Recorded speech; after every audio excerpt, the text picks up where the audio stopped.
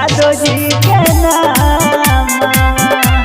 जलवे में भइल जेकर जनमा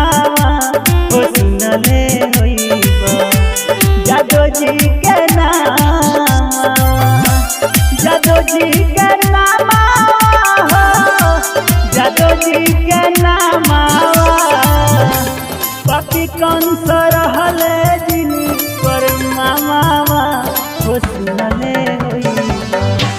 जादो जी के नाम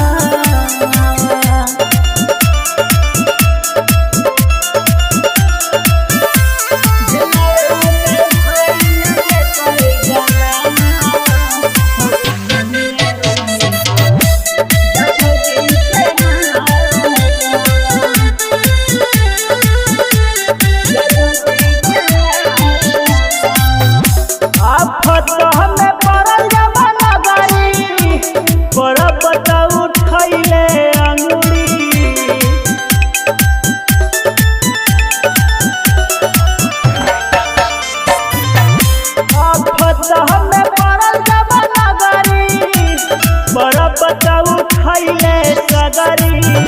राक्षसन के कैले काम मामावा हो सुनले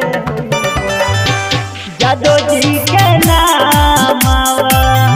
कृष्ण जी महानावा रहले महानावा जेहलावे में भइल जेकर जनमावा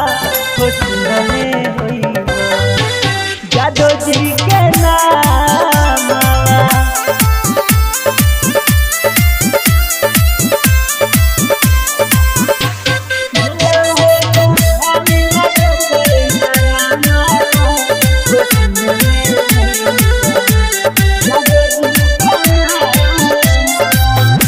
दुष्टि रहे सारी जमा खींचा रखले आके नारी के इज्जत